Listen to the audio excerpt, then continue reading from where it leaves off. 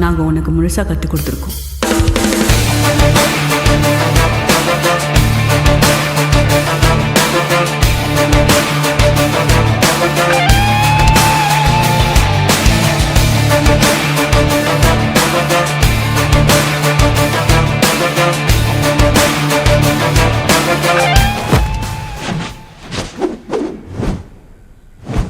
சோடு ஓரளவுக்கு சரியாக இருக்குது, ஆனால் திரவியாசானுக்குள்ள வேகம் இல்லை.